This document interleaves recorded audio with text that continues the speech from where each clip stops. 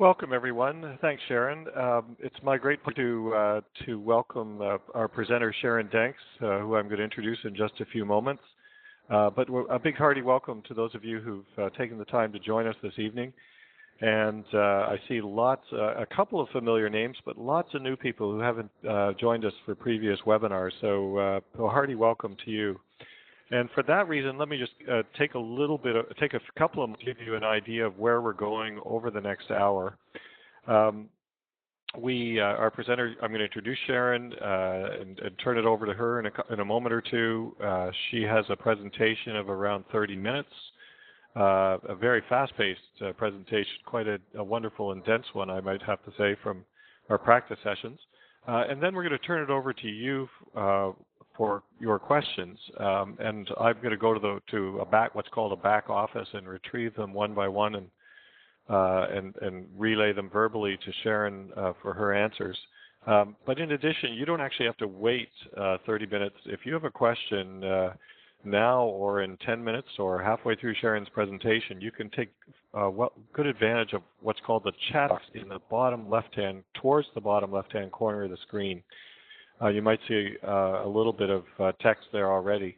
And the way you add a comment into the chat box is below the chat box, you're going to see in the extreme bottom left-hand corner, something that says main room, a little horizontal box, and a blank box to the right. And it's into the blank box that you would type a comment or a question. And by the way, if you're having technical difficulties, that's the place to do it. I'll pick up on that while Sharon's doing her presentation and try and respond and help you out if you're having any. But in any case, that's the place to add comments, questions, respond to each other's comments as you see fit, and we'll say more about that a little later. Once the 30 minutes of questions are up, we will then, if we have lots of extra questions, Sharon and I are going to have agreed we'll stay a little later, but at the 60-minute mark, regardless of that, we will put up a little end of session evaluation. It's a 5 questions, takes about a minute or two to complete. It's very valuable feedback for us, not just for Sharon to share with Sharon, but also for us because this is one of a series of webinars we're doing, and we're always learning about it. And those of you who take the time to fill out the questionnaire will be eligible to win one of 2 free 1-year digital subscriptions to Green Teacher. Speaking of which, this webinar is being hosted by Green Teacher magazine. We've been publishing this magazine for about 20 years, and it's a place where youth educators share their best ideas for educating young people in a wide variety of topics, and it's through that I met Sharon Danks. Sharon, if you could advance the slide there. In the last 10 years, we had the pleasure of publishing 6 books, and in the first of those books, in the preparation of the first of those books, is the first time that I met Sharon Danks, who we were publishing a book in the bottom left-hand corner. You see Greening School Grounds. It's our most popular book. And when I had more than, I think it was 4 different people said, by the way, you've got to contact Sharon Danks. She's just, really strong, a person with lots of important ideas in this evolving field. And sure enough, when I contacted Sharon to discuss a contribution she might make to the book, her response was, "What topic do you want me to work on?" And in the end, she worked on a really important topic about safety and risk and how to address in schoolyards, and it was a very valuable one for that particular book. It was called Schoolyard Ponds, Safety and Liability, and she'll talk a little bit about that topic when we get to it. So now, without further ado, let me introduce Sharon. As I say, I've met Sharon almost 10 years ago. But she's been an environmental planner and she's a founding principal of Bay Tree Design in Berkeley, California. Over the last 12 years, her professional work and her passion have focused on transforming school grounds into vibrant public spaces that reflect and enhance local ecology, as well as nurture children as they learn and play. She's quite an accomplished schoolyard researcher and an advocate of ecological design. She's traveled the world to study hundreds of school grounds, and you'll see the results of that in the next 30 minutes. She has applied a considerable amount of her international experience to her quite celebrated book that was published in 2010 called Asphalt Ecosystems. And as apropos to the title here of this webinar, Design Ideas for Schoolyard Transformation. And congratulations, Sharon. I heard that it's recently gone into its second printing. She has facilitated green schoolyard master planning processes for more than 24 green schoolyards in the San Francisco Bay Area. And she also, and not least of all, she's the mother of 2 expert playground testers. Sharon, a hearty welcome to you, and I pass it over to you to start your presentation. Thanks so much, Tim, for that introduction and for inviting me to join you all today. I'm very happy to be here with all of you. As we talk today, I'll be telling you about the research I've conducted and the projects I've been involved with over the last 15 years in the field of schoolyard ecology. I've been very fortunate to have the opportunity to travel around the world, as you mentioned, and visit about 250 schools in 8 countries to learn more about their approaches to schoolyard development and their educational programs, the types of recreational environments and enrichment they provide for their students, and to talk to them about their best practices. The slideshow I'll be presenting today in the first half of our program includes some of my favorite examples of mature projects, and these are from a range of urban and suburban and rural contexts, and they have varied amounts of land and funding available to them. So I hope you'll be able to see things like schools that you know in that mix. I'll begin by showing you one example in a good amount of detail, and then we'll take you on a very speedy world tour to illustrate the wide range of possibilities that I've seen. And I'm going to keep my description short for each of those examples so I can show you more ideas. But if you have a question at any point, as Tim mentioned, please type it on your screen into the chat box, and we can talk about it in the second half of our time together. And I'd also love to know more about all of you, so I'd encourage you to please introduce yourselves by writing a short sentence that tells us where you're from and your connection to or interest in transforming school grounds. As Tim mentioned, I'm an environmental planner with a background in ecological design, and I'm principal of a landscape architecture and planning firm called Bay Tree Design in Berkeley, California. And we specialize in designing children's environments, and our work emphasizes participatory design and community stewardship, which we believe are very important components of green schoolyards. And I'll go into more detail about this approach toward the end of the slide presentation. I first came to the green schoolyard field as a graduate student in environmental planning and ecological design about 15 years ago, and I was studying the ways in which ecological systems interact with our built environment in cities. And I wondered about how we could design our cities to use fewer resources and to work in harmony with the natural systems that sustain them. And I realized that in order to get to that goal, we need to have citizens who value the ecological systems that they depend on. And to do that, they need to understand them. And for me, that's where education comes in. I see green schoolyards as ecological models of the cities that we would like to live in as an environmental planner. And with examples of organic food production and wildlife habitats and energy conservation and production, rainwater collection and management, creative material reuse, and other types of elements like that. I see green schoolyards as a way to model what good urban design looks like at a smaller scale. And ecological schoolyards also provide us with an opportunity to present environmental issues at a scale that's appropriate for children and young people, because these are often they're often questions or problems that they can identify on their school grounds themselves. Then they can look for design solutions to those problems, and often they can implement the solutions themselves, or maybe with a little guidance and approval from adults in the school community.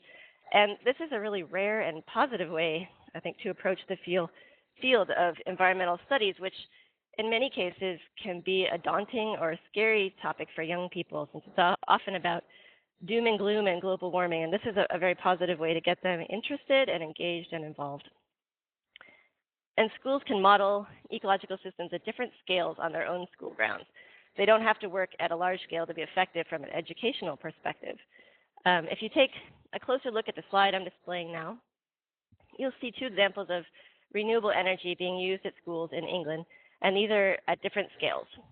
The one on the left is a small demonstration-sized wind turbine in a school's courtyard. It's about 15 feet tall, and the energy it produces when it's combined with a nearby solar panel is used to power a small recirculating artificial stream in the courtyard. So it's a small-scale environmental demonstration of energy production. The one on the right is also at a school in England, and it's a full-size 50-kilowatt industrial wind turbine. And it's a little hard to tell from the photograph since it's in the distance, but this one is 18.5 meters or 16 feet tall. And it's set at the back of the school's open grassy field. And it provides a significant amount of the energy for the school. And it's helped the school to become energy neutral. So they produce at that school most of the power or all of the power that they need in a year. So that's an example of a large-scale environmental improvement that really the schools are using their grounds to change their impact on the neighborhood. But I think both of these types of approaches are very valid for school ground ecology projects, and just wanted to point them out as different types of goals that these programs have. And my perspective on this field has also been broadened in the last 12 years by my role as a parent. As my children have grown up and reached elementary and middle school ages, I find that I'm more in tune with the way that children view the world and the way that their experiences are shaped by the world around them. This slide has an example from a well-known article published in 2007 in England that documents the loss of children's domain over the last 4 generations in a particular town in England.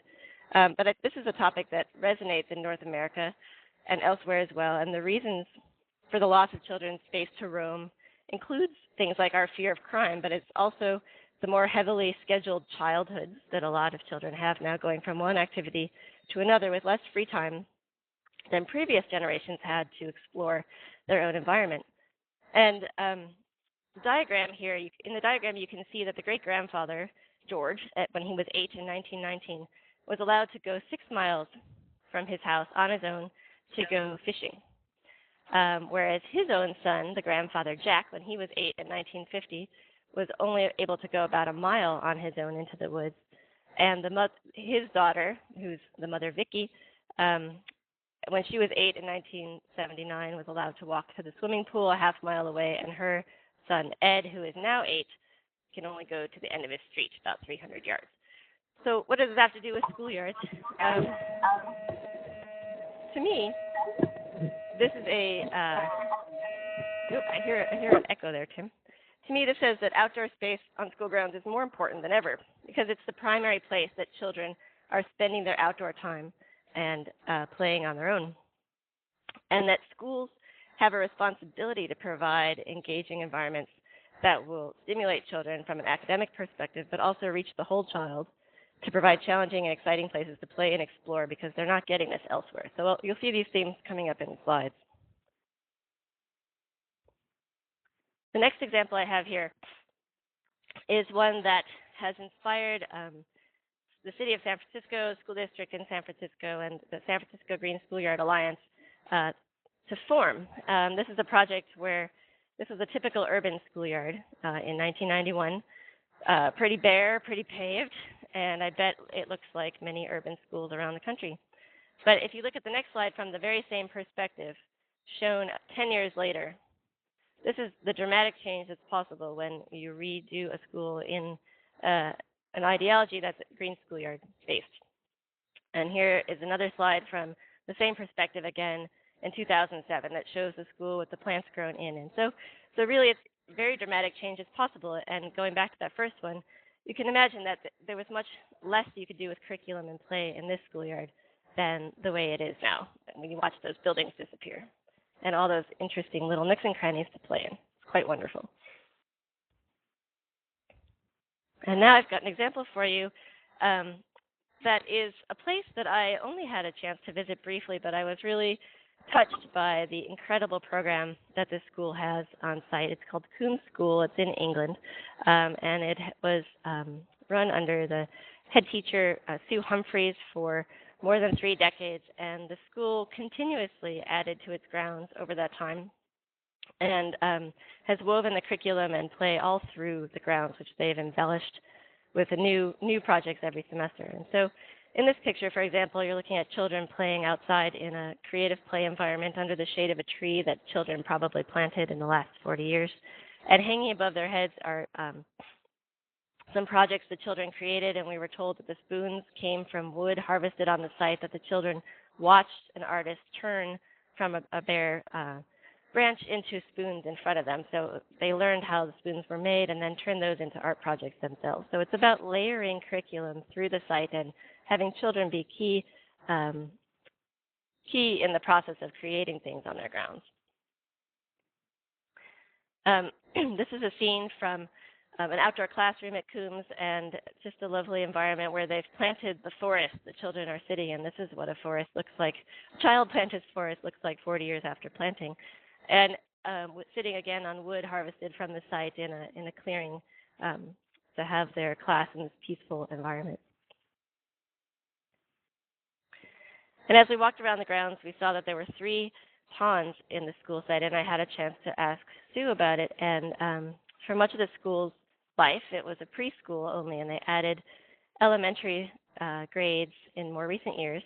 But so for preschool to have 3 ponds on site, and even elementary school to have the ponds, it's here considered somewhat of a liability and safety hazard. So I asked her about it, and she said, well, yes, of course, we would like to raise adults who have good knowledge of water safety, and what better place to learn than school. And I thought that was such a beautiful insight and a wonderful way to look at the situation, and made so much sense. Also on site at the school, they have, this is an example of another pond, and there's some animals that they raise on site, and the ducks live in a separate enclosure, and then they take them out on special occasions and bring them for a swim, and then they reflect on that process by adding artwork to their site to think about that act of the ducks' migration from their pen to the pond for the day. They also use the site for cooking projects. In this particular slide, the children are beginning to prepare soup out of stinging nettles that they found on site.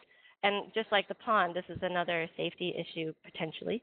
And when I asked Sue Humphreys about it, she said, yes, the nettles are part of our wildlife habitat and native plants in England, and they're very important to keep on our site, and the children know not to step on them. I, as an adult, on the other hand, wandered in, but none of the children were stung. And here they're using them as a nutritious addition to their soup. They also have wonderful play environments that include simple, straightforward, inexpensive items like a chalkboard and soapy water to play outside, and also water to be used in pieces of gutter that land in buckets of different types to test. This is really about physics when you get down to it, studying the flow of water and how water travels and moves, and it's really a lot of fun. And then after you're done playing with the water like that, it makes giant puddles, which are also great fun to play in. And being messy at the school and getting messy is quite okay. It's part of exploring the world.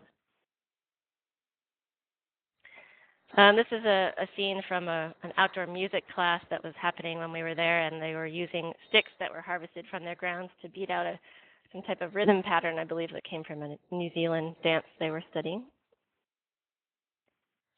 And this also, as we walked around the grounds, was an example of curriculum being brought outside in a temporary exhibit. They were that week studying what things were made of and exploring the properties of different types of wood. And so this is an example where the willow trees on the right are hung with baskets and chairs and other things made out of willow branches to allow the children to see where something comes from and what it can be made into. So in the walnut tree, there was a walnut bed frame. In the pine tree, there was a door frame and a chair, I think. So things like this are where do things come from? How do we make them is a really big part of the curriculum.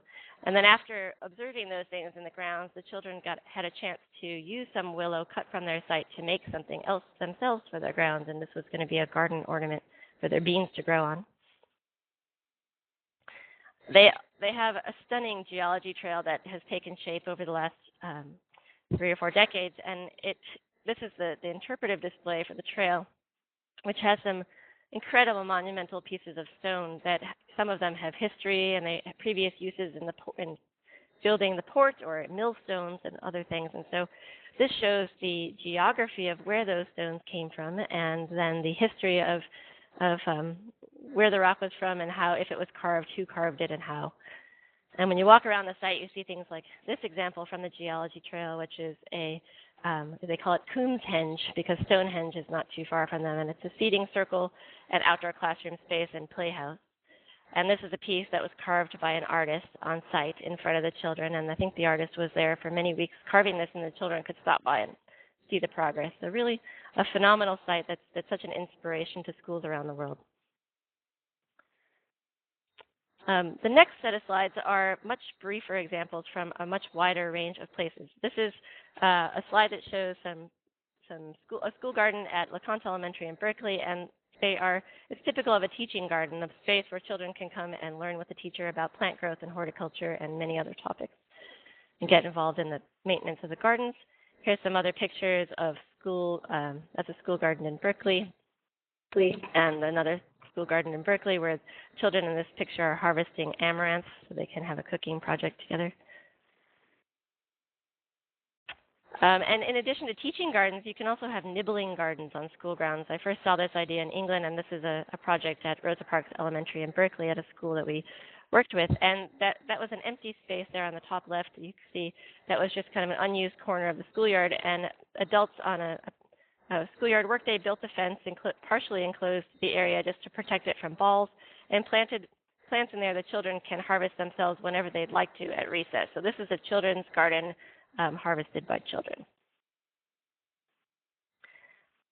Sometimes schools also have farm animals, and these are some examples of that, and occasionally they might have bees as well.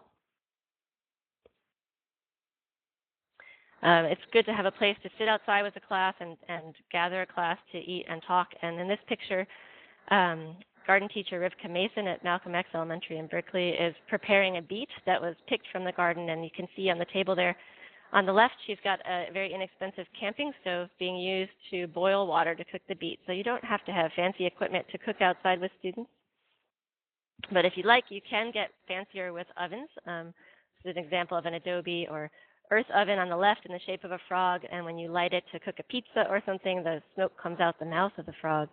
And other types of more formally built pizza oven there on the top, and some really quick temporary solar box cookers on the bottom.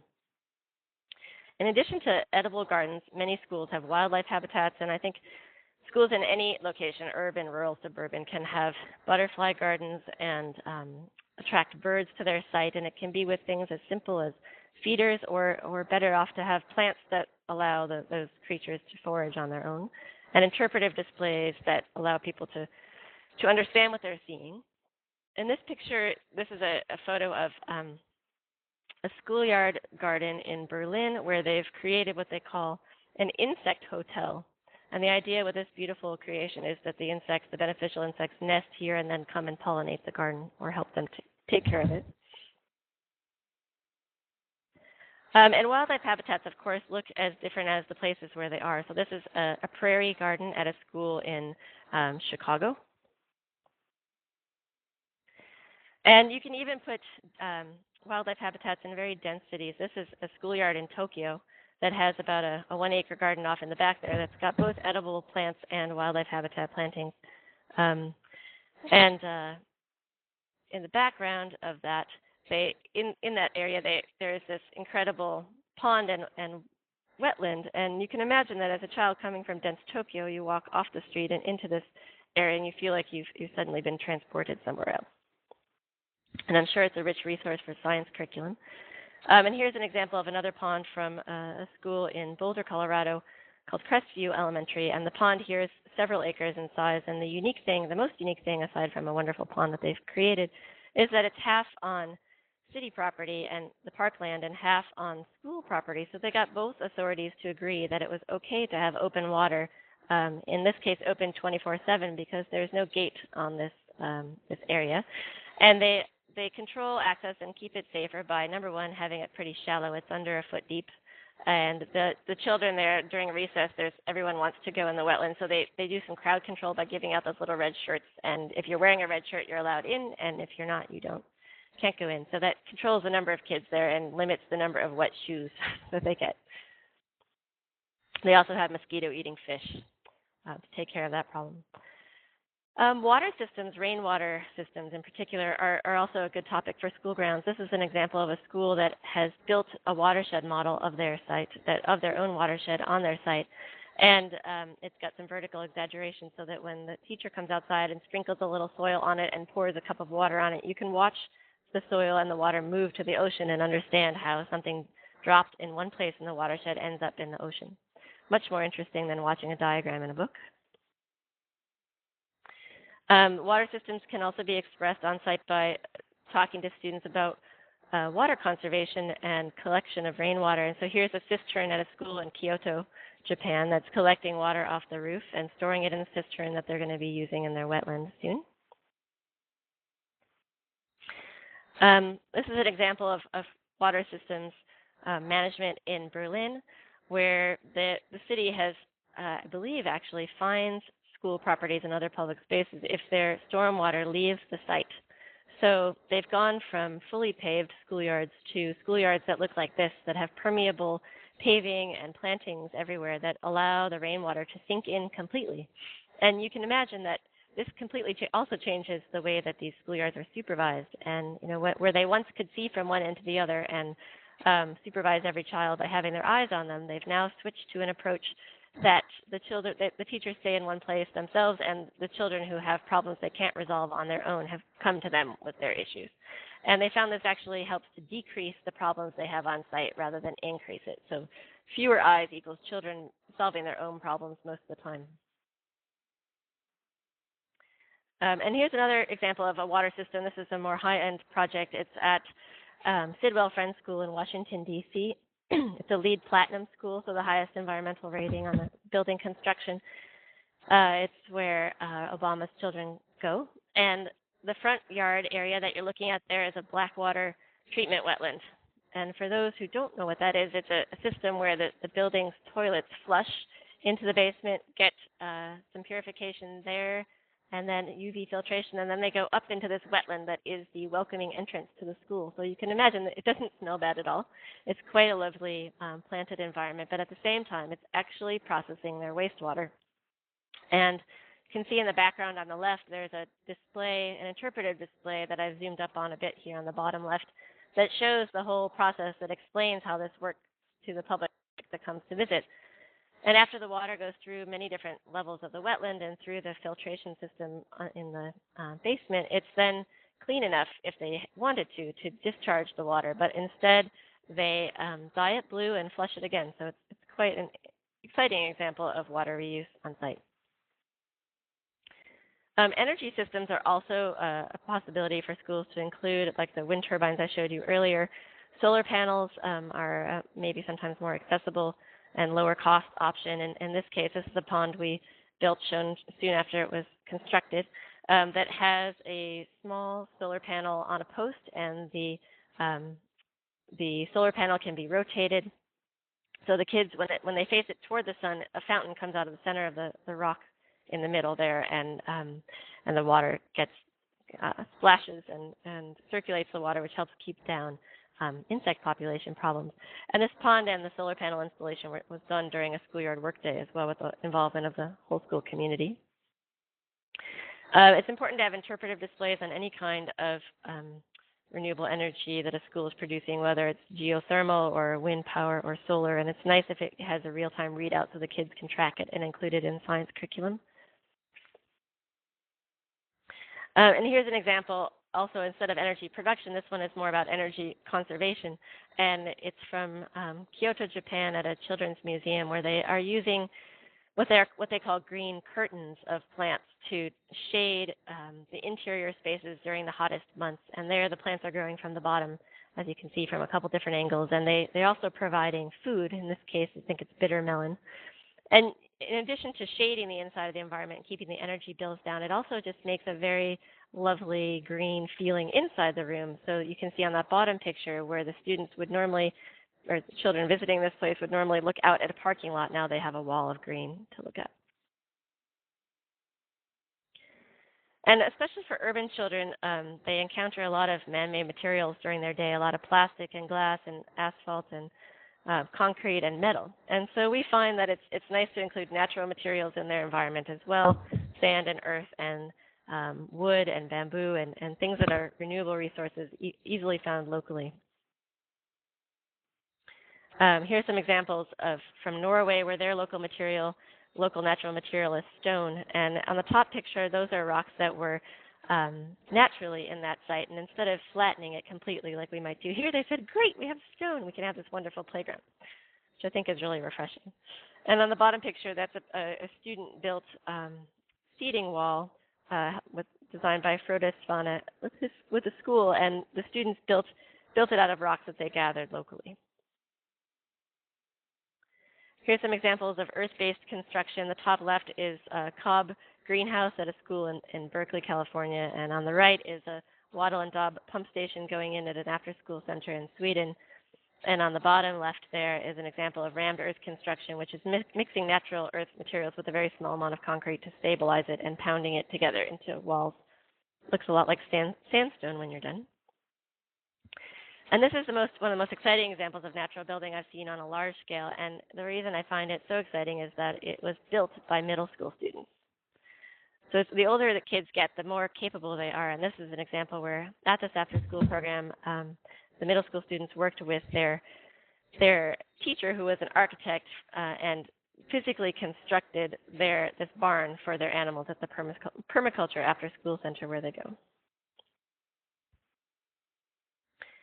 Salvage building materials are also useful, and I think they go beyond a recycling program at school to say we value material and we're going to use it again.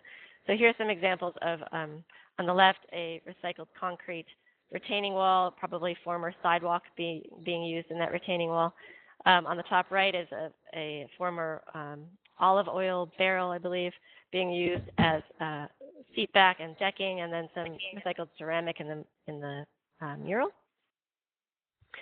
And play is a feature of schoolyards you think would be taken care of by traditional offerings, but really the plain fields and flat asphalt and basic play structures don't give a lot of creative play opportunities, and they're not very challenging. And so here's some examples where schools have been more creative with active play by creating mounds, and all through Scandinavia and Germany you see a lot of trees that have been taken out locally, used as play structures, or willow tunnels planted so children can go inside them. Here's some examples of hillside slides using the natural grade change. And that's also safer because if you fall off the side, you don't fall anywhere. In Berlin, the schools there, you see some sand on the ground with the permeable ground again. And this is a wall that was carved by students as an art project. And it's a climbing wall. And in Berlin, the insurance companies are actually encouraging schools to create more dangerous playgrounds. And when we heard this, we said, more dangerous? Do you mean more challenging? And they said, no, more dangerous. We really would like children to become more physically competent because the insurance companies are tired of insuring adults with no balance. So they're asking schools to create more challenges and actually a small amount of danger so children will understand how to navigate it and lead safer lives as grown-ups. They're taking a long-term perspective. Here's a project from a school in Norway, again designed by Frode Svane in Oslo, and the children here asked him to make a mountain in their schoolyard. So this is the mountain that they got, and it's made out of about 400 boulders from a fjord and moved in here by crane. The kids sled down this in the winter. They climb up the outside and rappel down the inside of that tower.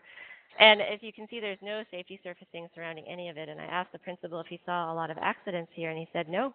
Since we've built this, the accident rate has gone way down because the children are engaged and they know how to climb and they're not getting into fights. And so it really made me realize that safety and liability are completely separate issues, and children will rise to an occasion to learn skills if offered the opportunity, and that may have lifelong health benefits for them. So I'm working on that to hopefully getting that topic to be more widely known on this continent. Here's an example of a playground from Norway again. This is a preschool play environment designed by Asbjørn Flemmen, and the kids here, 3 or 4 years old, are swinging Tarzan-like off their tire wall out into the abyss there, having a great time. And this is a larger version for middle school students.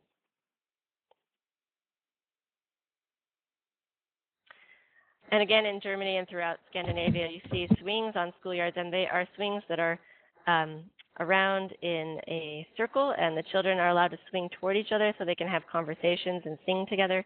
And in this example, you can see the swings that would allow kids to jump off are not facing one another so that they can't crash quite as easily anyway.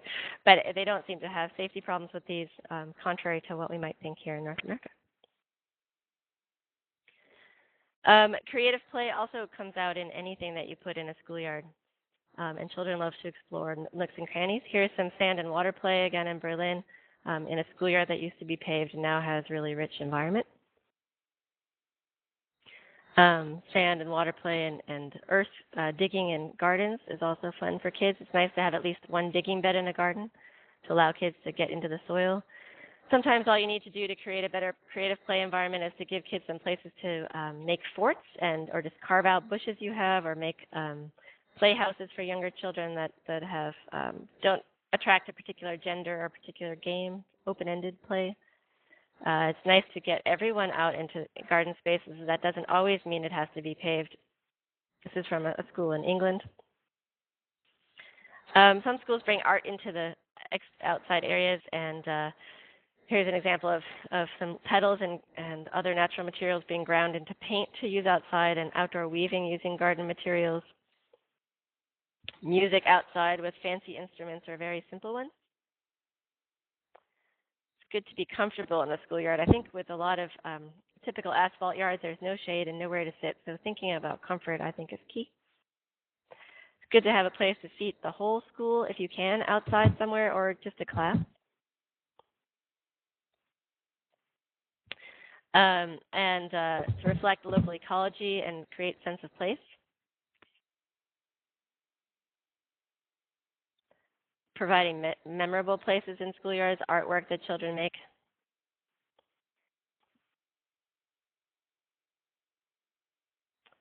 Oops, not turning. And here's some other examples of artwork. Oh, there we go. Oh, sped up. Sorry.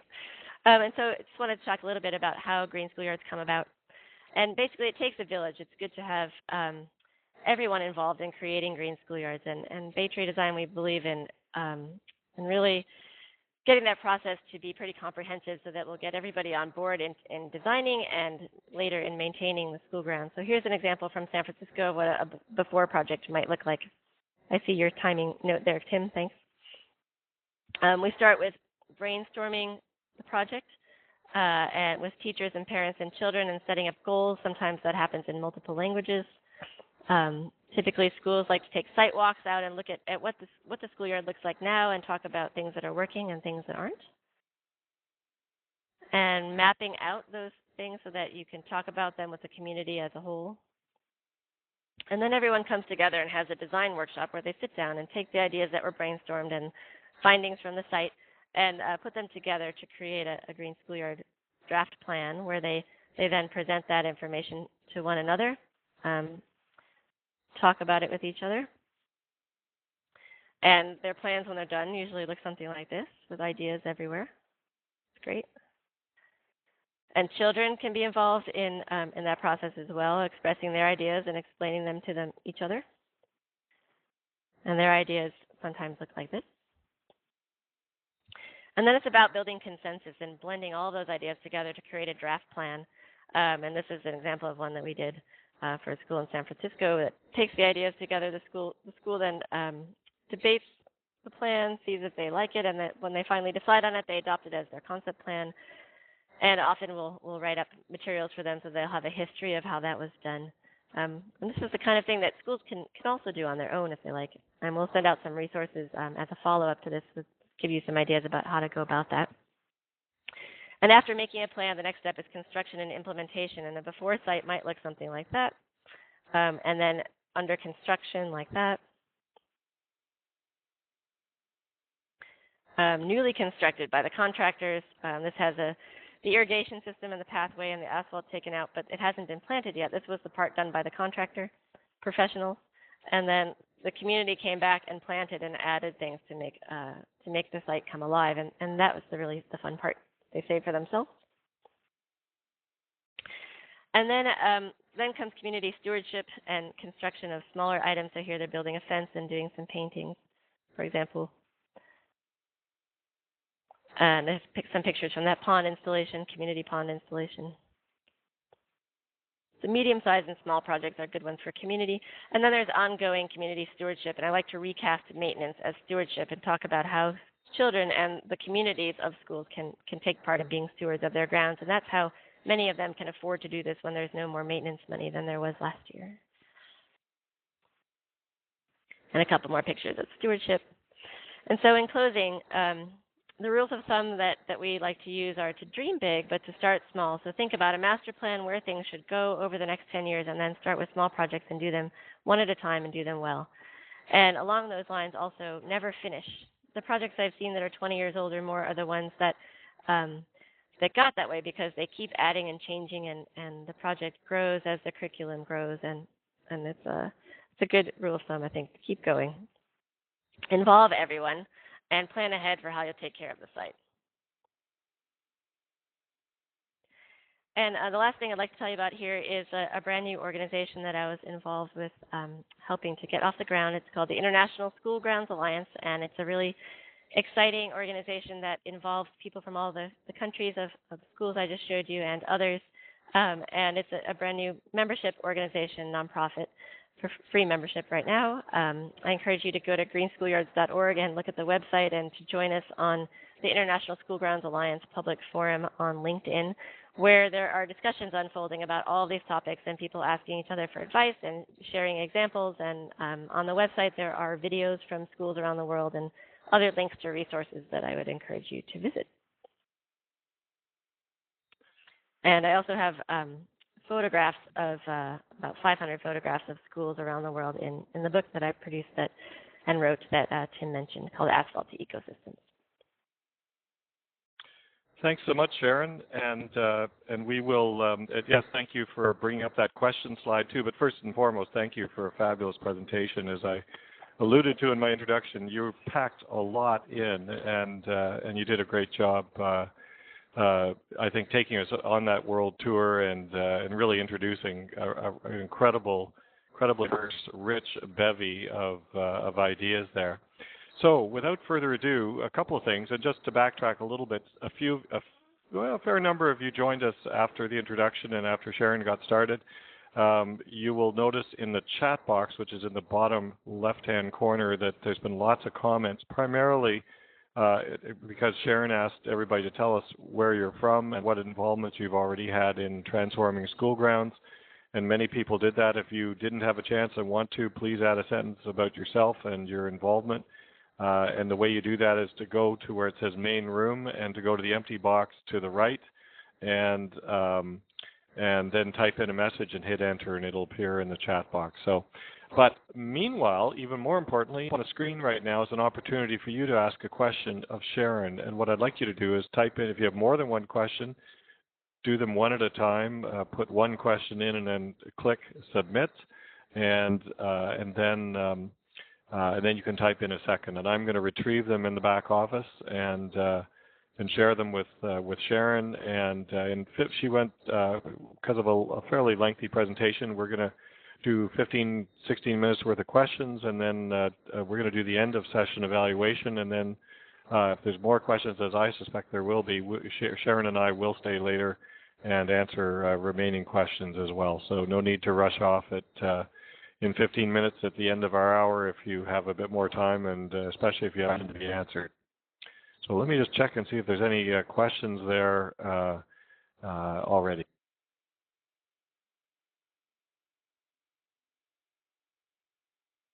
Yeah, there's a good question already, Sharon, about how do we deal with the current laws that prohibit some of your suggestions regarding risk and danger?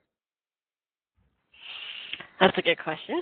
I think first it's good to examine what the laws really are and what they really say, because I think our interpretation of regulations is usually stricter than they're written. First of all.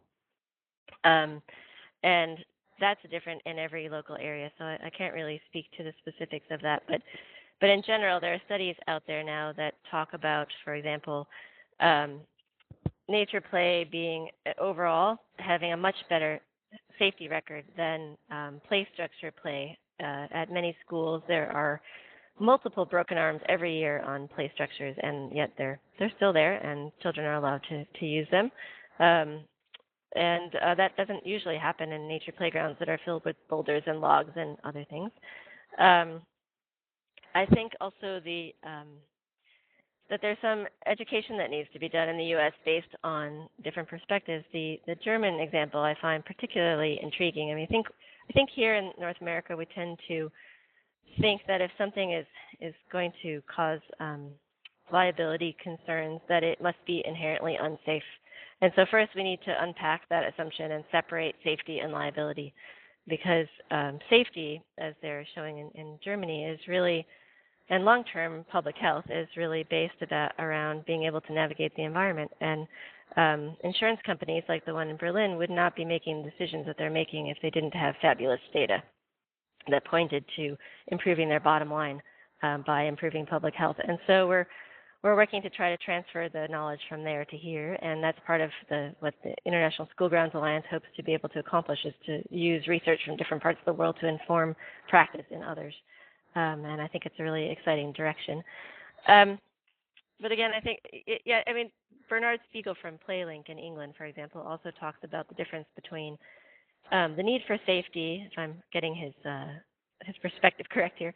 The need for safety can be divided also into having play structures that are physically sound. You don't want the bridge on a play structure, for example, to fall off. Those clearly need to follow engineering codes and be very strong and good pieces of equipment. But the point at which a teacher will allow a student to jump off of a platform, say on a play structure, that is very subjective knowledge, and that changes from school to school and teacher to teacher, and that's an area of play and risk and challenge that can be increased or discussed or debated much differently than the safety of the structure itself. So I don't know if that answers your question, but maybe that's a step in that direction. And if you're interested in that conversation, definitely join us on the LinkedIn group, International School Grounds Alliance Public Forum, and that type of conversation will be continuing there.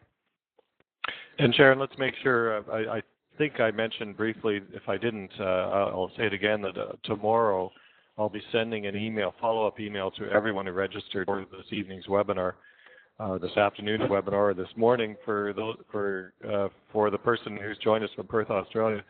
But I'll send a follow-up email that includes references to Sharon's book, to the International School Grounds Alliance, and to the LinkedIn group, so that you've got those and can connect. But I think to go back to your answer, I thought it was a very good one, Sharon. The answer really is that there is now in this field great research that one can use and put in front of reluctant administrators, put in front of insurance companies, frankly, that can help them see that indeed this is risk-taking is in fact inherent part of a good education process, not a bad one. So I've got a question. Exactly. And just sorry, kind of moving. Sorry, Go I ahead. have one more thing there. So Carrie Logan had put into the comment box a piece of this conversation that I just wanted to bring out a bit. It's great. I forget the benefits. We talk about risk analysis of our playgrounds, but in other places they talk about risk-benefit analysis. We forget to assess the benefits of risk on this side of the pond, and I think that's a really important thing to underscore. Well said. I'll leave that there. Yeah. No, good. Okay. A couple of classic questions that are important ones. One is, what about, as is often the case, people, there's the lone wolf, there's the individual teachers, or even a small group of teachers or parents want to get to green a schoolyard, and yet they face disinterest from the majority of teachers and maybe school administrators, maybe even the parent council as well.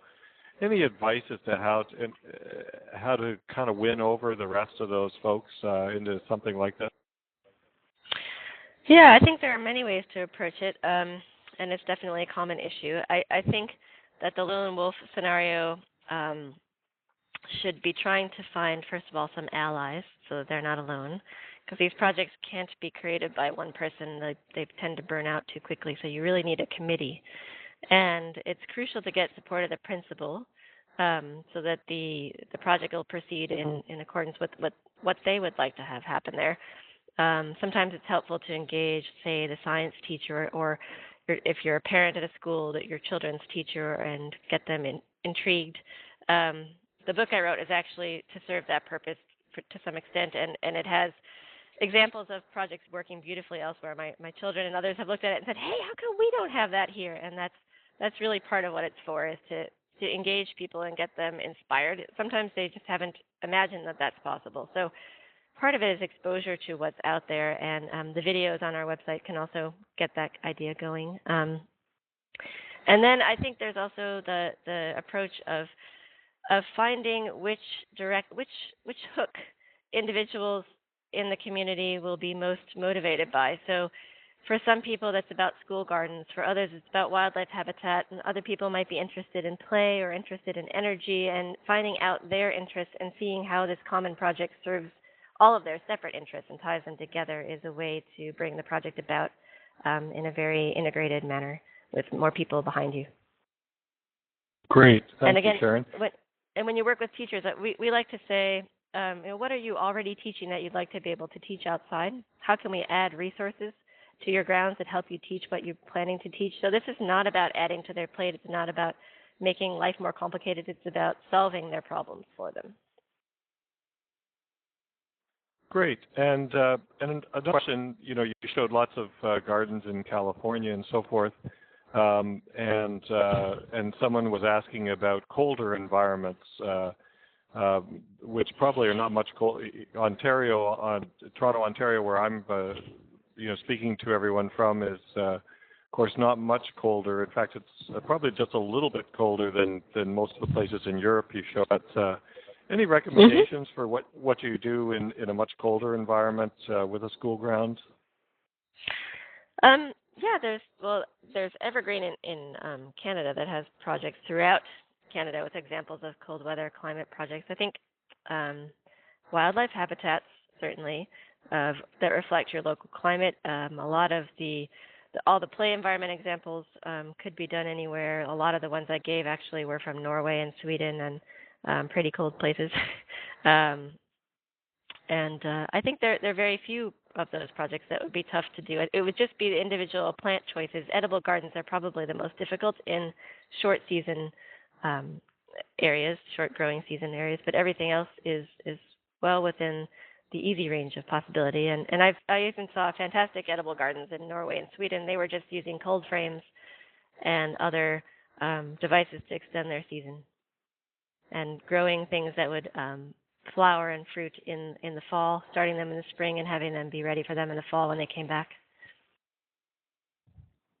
Yeah, that sounds great. And you're right, cold framed could certainly extend a growing season for food crops, and make those of us who are many, many hundreds of miles or even thousands of miles or kilometers further north of others on this webinar be able to grow the same food crops at a much more the northerly latitude. So that's great.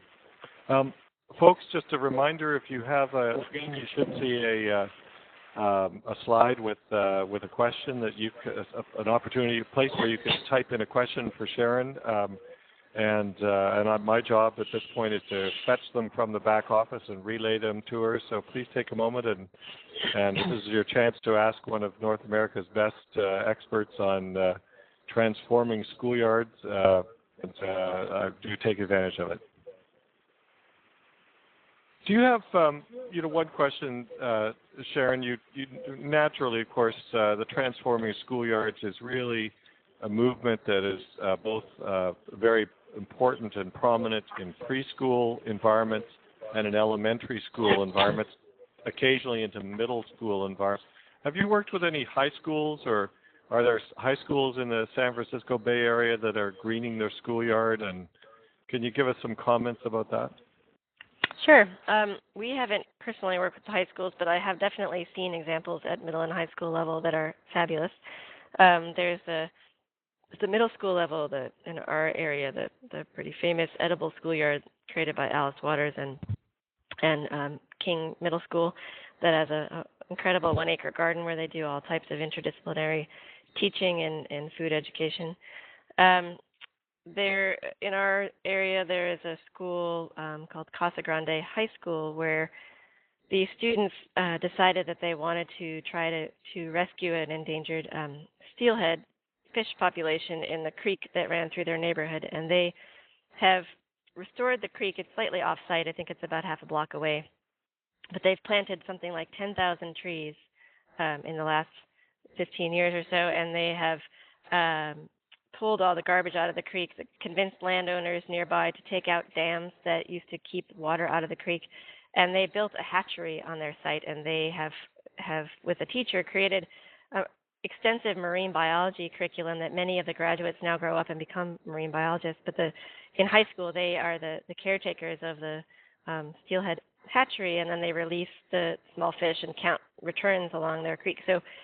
And that's a project that's largely run by the students under the direction of this teacher. So I think as you get into higher grades, more of the participation turns over to the students themselves in identifying the problems that need to be addressed and in working out solutions to those problems. And some of that is in designing the solution, and some of it is fundraising, and some of it is there's writing skills involved in writing grant proposals and convincing people to take out dams in that example, for example, and just all types of interpersonal social skills that are gained aside from the really hardcore science skills in that example. I went to a high school in the Chicago area where I grew up and hadn't been back to in years, and they were brewing biodiesel in their science lab. This high school kids had been allowed to redesign a courtyard that they use as a social space at lunch, and they redesigned it and then took out the old paving and repaved it with their own type of patio and plantings. And in another courtyard, they had a project going on where they where local authorities turned over to them injured turtles that people found in the environment, and they were nursing them back to health in a contained pond type of courtyard habitat environment, and they had native habitat planting. So again, those are problems that the students themselves identified, figured out the solution to, convinced authorities to join them on, and then got to lead. I think that's more typical of the middle and high school examples. Great. Yeah, no, they can go in many different directions like you described. Sharon, another question is, and it's a classic topic as well, an important one, and one that you've written a fair bit on, which is about vandalism. And indeed, that's one of the topics that you and I got to know each other on when you first wrote that wonderful article for us a long time ago.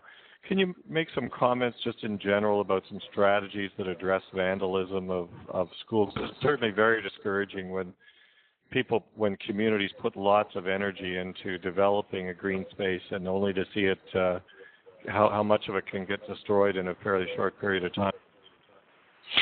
Yeah, it's definitely discouraging when that happens, and it's happened on a project I work on, so I can relate to it personally. I don't have any statistics on it, but it seems to me that the more a space appears to be cared about, the less that happens.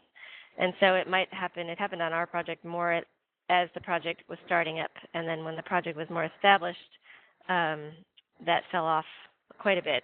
And also, I think it's important to react immediately to the vandalism. So if something gets vandalized overnight, that morning it needs to be addressed. So whether it's spray paint on a building or a window that gets broken or something that's broken in a garden, those things need to be fixed that day, so the people who vandalized it don't get to see the product of their work for very long, and know that people are watching that space. And it's sometimes you can track down who did it, that it'll spread through the grapevine, and it's usually bored children.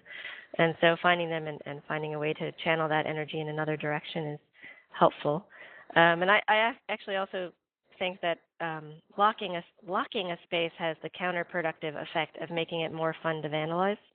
So the more that it can be open to the community, so that you'll have eyes on the project that are not intent on damage is useful. Leaving it open allows both the kids who are going to cause trouble and the kids who are not to all be in the same space, and then I think that discourages it. Whereas if you lock it, and you climb in there, and at night you have to kind of, if you're a teenager, prove that you were in there by breaking something. And if you haven't locked it, there's no challenge in getting in, so no need to bother with that from a teenage perspective. Counterintuitive, but absolutely correct. And I'm actually I've got a good question to pass on to you, but I think what I'm going to, in fact, I will pass it on to you now. It's probably not a long answer, but I want to kind of alert everybody that we're an hour into the call and into the webinar. What I want to do is, after Sharon has finished her answer to this next question, I'm going to bring up the end of session evaluation. That doesn't mean you need to leave or you can't ask more questions. We're happy to stay longer, but I do.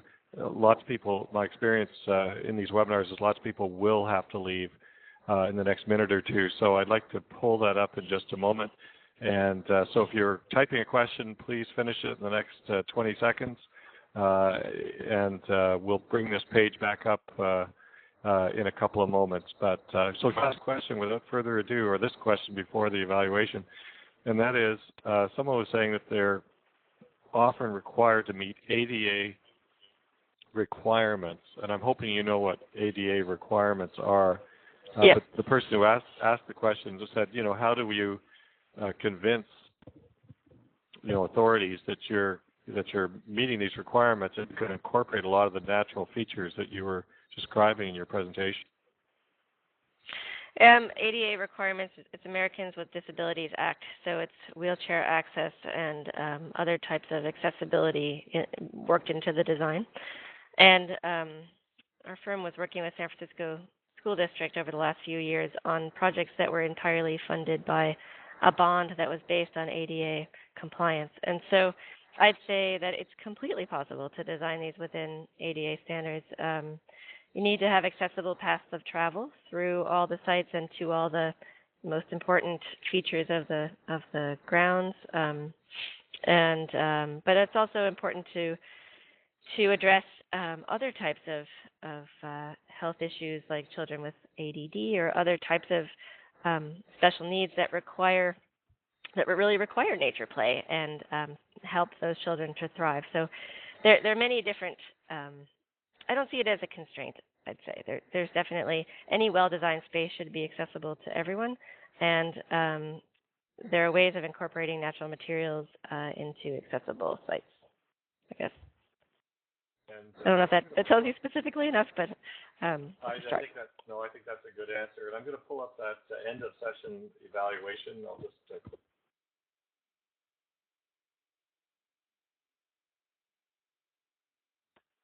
and folks, you'll see it. You'll have you can use the scroll bar on the right-hand side.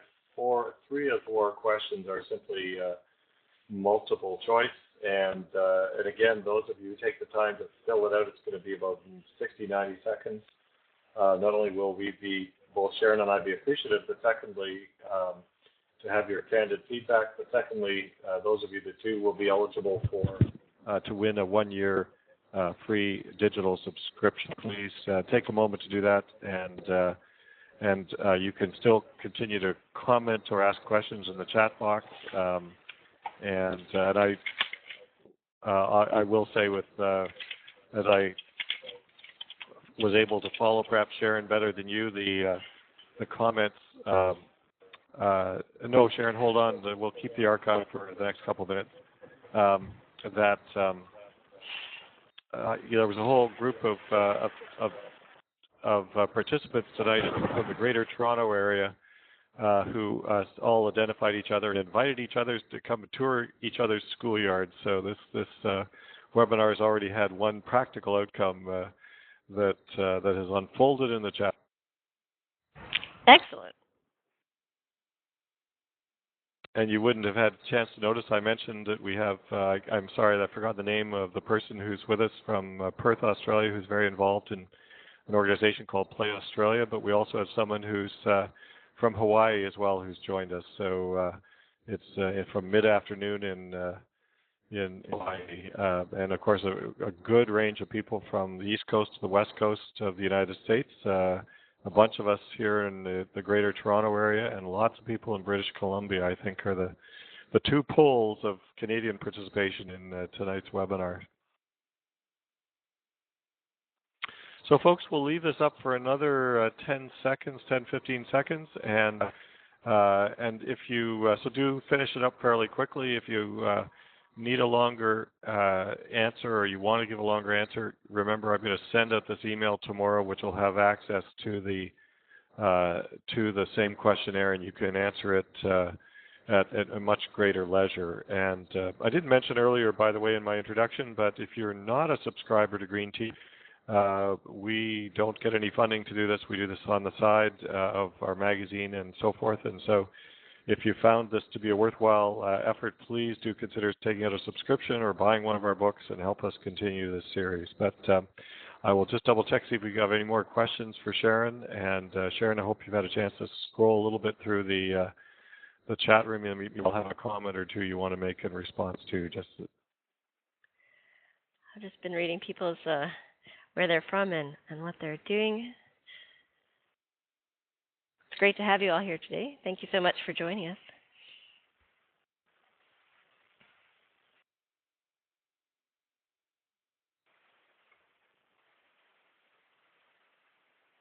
So a very good question, and it's a timely one given that you've been involved in this, Sharon, for 12 years. I've been following this movement for even longer, as have you, no doubt. And a really interesting question says, do you think that the interest in natural green schoolyards is growing or is waning? What's your sense of the movement at this point in time? I think it's growing and it's changing and it's combining. Different movements are merging together. I think there's a very strong school garden movement, and there's a strong wildlife habitat contingent, and a lot of green building industry designers and regulatory agencies that are asking schools to be greener, and that those different types of efforts are converging along with questions of how to address public health issues like obesity and other types of things as diverse as project-based learning becoming a more popular method of teaching. So all of those different fields are converging in this area. So I think it's getting more popular and more diverse in its implementation. And there are all different regions of the world that specialize in different pieces of that. And so finding a way to bring them together is what I'm getting more and more interested in personally. I'd love to see the efforts that people are working on in different places. Great, and of course I've sort of stumbled backwards here. I've left the questionnaire on the screen because I realized that people could ask questions in the chat box, and that's no need to interrupt people who are trying to finish the survey. So do ask any questions there that you need, and we'll hang around for a minute or two in case you haven't. I have a question for the audience, actually. If any of you has any suggestions about how schoolyard greening and this type of approach to teaching can be better integrated into pre-service teacher training, that would be something that I'm interested in learning more about. I think it's an area that hasn't been expanded very much so far.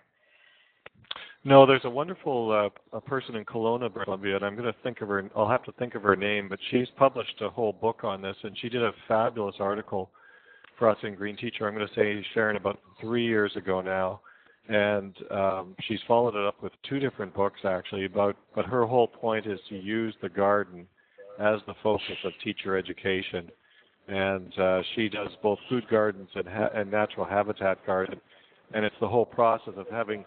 And she uses it as a kind of a modeling exercise for teachers to kind of start developing the same process they're going to engage kids in. And what better way than to use their year or 2 years of time at a college or faculty of education than to develop a garden on the campus that. And develop ways of incorporating teaching and learning into the further development of that garden.